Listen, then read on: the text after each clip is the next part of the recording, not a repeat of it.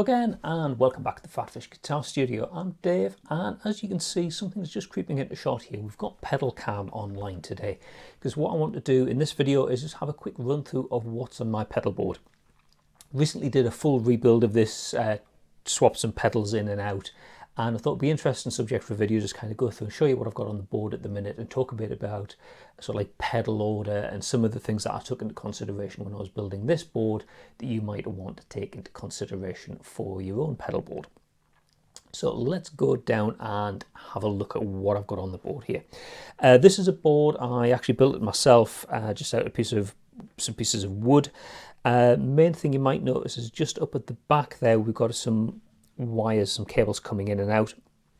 Basically what's going on there is, rather than having cable from the guitar and the amplifier and whatever going directly to the pedals, there's some sockets on the back of the board that I can then wire into the pedals. It's just a little bit cleaner way of doing it. So I've got the guitar in, the pedal board out to the amp input, and then effects loop send and return. There's another connector on there, it's a TRS. So I used to have a TRS foot switch on there for controlling the amp channels. That's not on there at the minute, but the provision's on the board in case I ever did want to bring it back. So on the board, this is sort of in signal path order, apart from where it isn't. The placement of the pedals was dictated by a few things. Basically, just where I'm most comfortable having pedals. You know, so like I tend to like my drive pedals near the front and my time and modulation pedals towards the back, and sort of arranged as well for like ease of pressing. So like this pedal here, the Seafoam, it's actually quite a shallow pedal, so it's behind this foot switch, so I'm not having to worry too much about reaching over. You know, if it was behind a big old pedal like one of the Boss pedals that's got a higher elevation, it'd be a bit more awkward having to reach over. Things like the Sentry in the top right there, that one just is always on. It's the noise gate, so it never really gets switched off. So the fact that it's behind a Boss pedal that reaches up a little bit out the board, I'm not worried too much about being able to press that pedal without knocking the looper, because to be honest, I'm never going to turn the Sentry off or on. It's on all the time.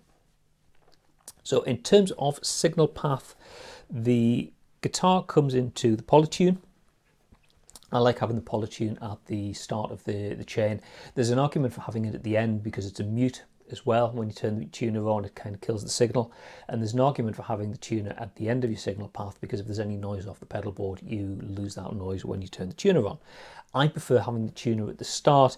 My pedal board's not that noisy, and also by having the polytune at the start of the signal chain, I don't need to worry about having any other effects on. The guitar goes straight into the tuner, so there's a nice clean signal for the tuner to work with. Now, I'm not going to go into tons and tons of detail about these individual pedals on this video. It's not really what this video is about. If you have a look on the channel, that most of these pedals I have done videos about at some point. Next in the signal chain then, after the TC Polytune, is the TC Electronic Sentry. That is a noise gate. It wasn't a pedal I really needed until I started playing Strats a lot, and obviously signal coil pickups were a little bit more susceptible to hum, and a noise gate was a useful addition to the pedal board. Now, the way that the signal path's routed is there's a loop that comes from the Sentry. So if we're going from guitar into the tuner to the Sentry, then in the loop with the Sentry we've got the compressor, so we've got the Wampala Ego, and then the signal path is actually to that distortion pedal, the Arion distortion on the left hand side. Then it goes into the Golden Eagle, then it goes into the Dumble Moor, and then back on to the Sentry on the loop return, and from the Sentry it goes onto the amp input. Then coming from the amplifier on the effects loop send, it's fairly straightforward, goes into the Keeley Seafoam Plus, then the Boss CH1 Super Chorus, Flatley Effects Darth Phaser, TC Electronic Flashback Delay, Boss RV6 Reverb, then over to the bottom right there to the Boss Loop Station RC1, and that dual foot switch there is used with the looper. Gives me some extra control, some easier control over what the looper does, and it goes from the looper to the effects loop return and into the amplifier.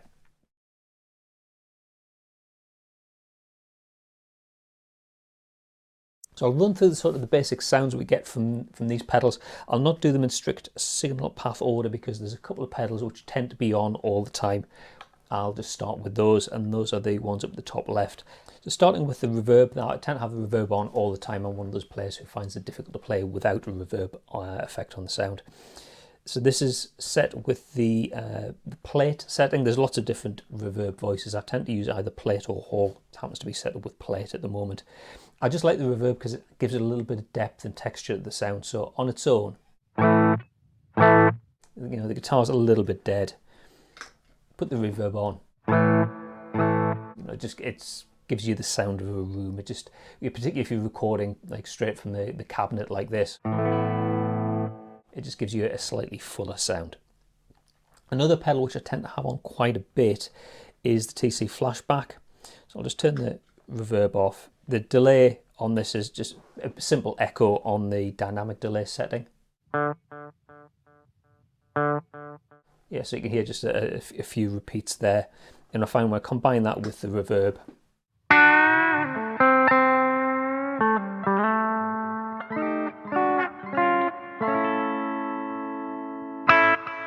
yeah, it gives it a nice depth to the sound. So I'll leave the reverb on while we'll go through the other pedals on the board. So the first pedal in the chain that actually kind of like does something, if you like, to really affect the sound is the Wampala Ego Compressor. I've used a few different compressors over the years, but I kind of settled on the Ego. I like the sound. It's a nice natural sounding compressor.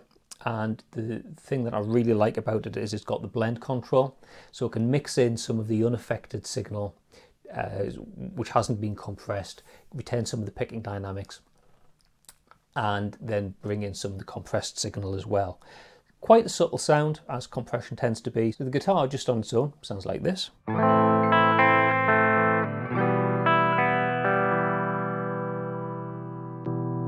Then with the compressor.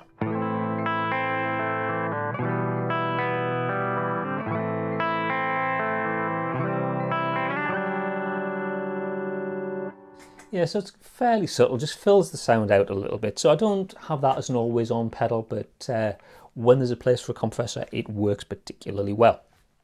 Starting to look at the drive pedals, I've got 3 drive pedals on the board, and the signal path is actually the Arion Distortion, then the Frederick Effects Golden Eagle, then the JSA Effects Dumblemore. The placement here is because the Dumblemore and the Golden Eagle are likely to be on the board all the time. The distortion pedal, probably not so much. I've got a few other drive pedals that I might want to use from time to time. So by having it on the left-hand side, it's a bit easier to swap in and out. Basically, because all the pedals are stuck down with pedalboard tape, sometimes need a bit of leverage, so the more sort of like angles I've got for getting to the pedal for levering the pedalboard tape off, the better. So I've got that on the left-hand side. Quite an interesting pedal, this one. It actually works in stereo. I've only got it set up in the like a mono setup here. It's just a nice classic, very saturated distortion sound. Gets a bit fizzy, but I find with the tone control rolled off a little bit,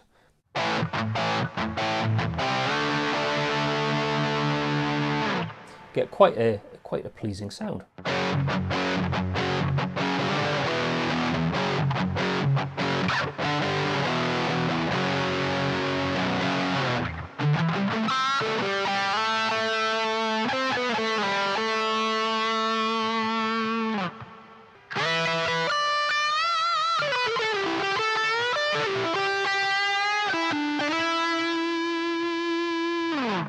So yeah, relatively high again, not really sort of, I consider it to be like my sort of sound, but when I do want a distortion effect, it's really useful. Next up in the signal chain is the Frederick Effects Golden Eagle, pedal that I love. It's basically a direct clone of a Klon, so nice natural transparent sounding overdrive.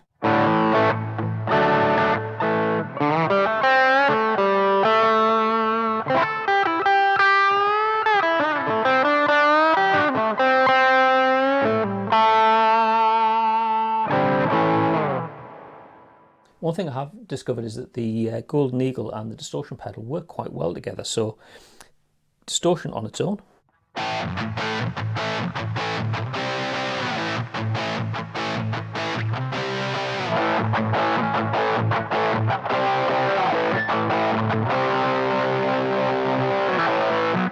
Yeah, it just gives it an earthier sort of sound. Okay, moving on to the next pedal in the chain. It's the last drive pedal, is the Dumblemore from JSA Effects. This is the newest addition to the board. Sounds like this.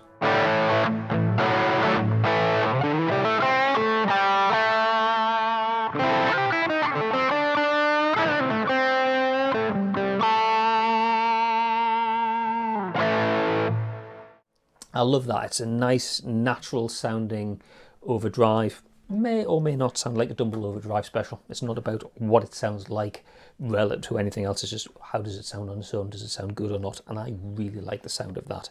And it's another one that combines quite well with the Golden Eagle.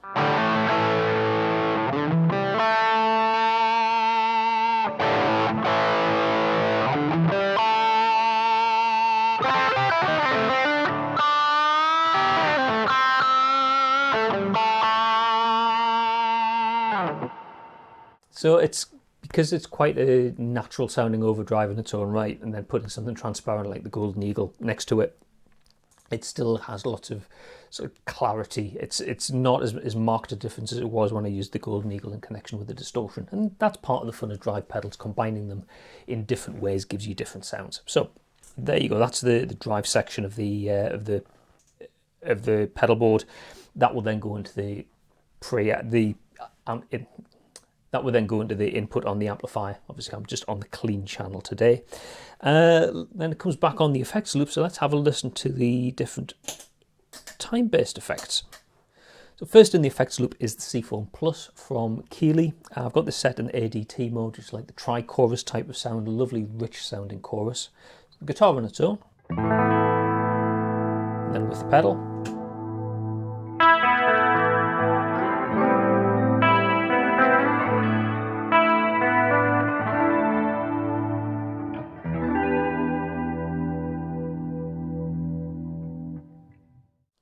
I've also got another chorus pedal. I've got the Boss CH1 Super Chorus, which is a little bit more subtle.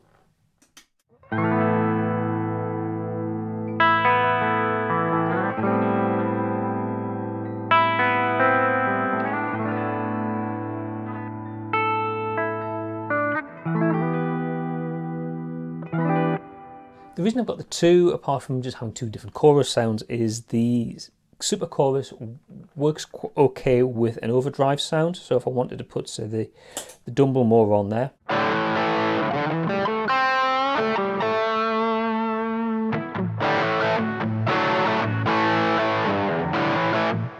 you know, we've just got a little bit of subtle modulation in the sound, which I think works quite well if you've got they've got two guitars, having one guitar track with a little bit of modulation on, and then the lead guitar maybe is playing without the modulation. It just gives you a bit more separation. So this CH1 Super Chorus, I think, works quite nicely with a distorted sound or an overdriven sound. Whereas the Seafoam Plus,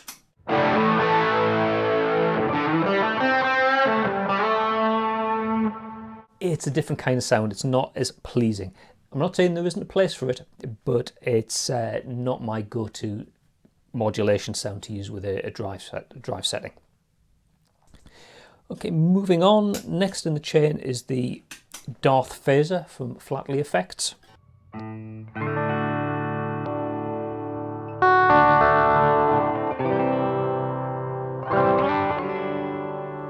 Which I think works quite nicely with an overdriven sound.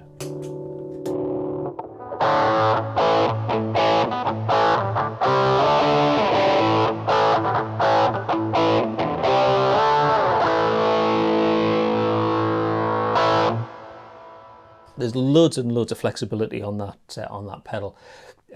Different numbers of phasing stages. The resonance control is really, really powerful. Lots of good sounds on tap. That's just one I happened to dial in and I was using recently. But it's one of the pedals that I do tend to twiddle with the settings more often on the phaser than I might do on things like the chorus pedals or the drive pedals or whatnot. Okay, so that completes like the modulation effects, the time-based pedals we talked about. Coming out of the reverb pedal, we go to the Boss RC1 loop station, and kind of working in conjunction with that, we've got the FS6 foot switch. Basically, this allows me to have a bit more control over what the looper pedal's doing without having to use that foot switch as a multifunction switch. So the pedal on the foot switch is used to start recording on the looper. This switch allows me to stop recording, so I find this easier than trying to do double taps on the pedal itself to do stops. And this third switch over here allows me to do undos and redos. So easiest way to show you is just to do a quick bit of recording. Okay, so let's just lay down a simple loop.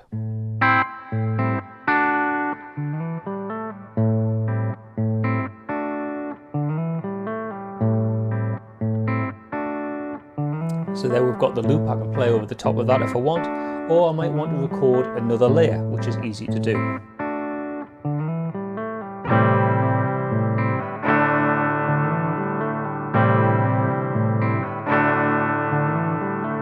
Now if I don't like that, I could just use the undo button and it gets rid of the previous loop. So it's nice and straightforward to use by having that separate foot switch. I could bring that second loop back in, or take it out again, stop it, and I can erase it. And I find it's a lot more straightforward having that off the pedal, the separate foot switch, rather than just trying to drive the whole thing off the pedals. Okay, so a really quick overview there of my pedal board. A few things in there that you might want to consider for your own pedal board. Pedal order, what I've got here is pretty conventional, what you might call accepted wisdom, in that we've got the compression and then drive pedals in front of the amp, and then in the effects loop we've got the modulation pedals and the time-based things. Conventional wisdom, accepted wisdom, is that's how it should be, but it's not a rule, it's just a guideline. Certainly pedals like phasers, flangers as well actually, take on a different sort of sound when they go in front of a drive stage. So you might want to experiment, if you've got pedals like that, putting them in front of a drive rather than after. It's up to you. You just let your ears guide you as to what works and what doesn't work for you.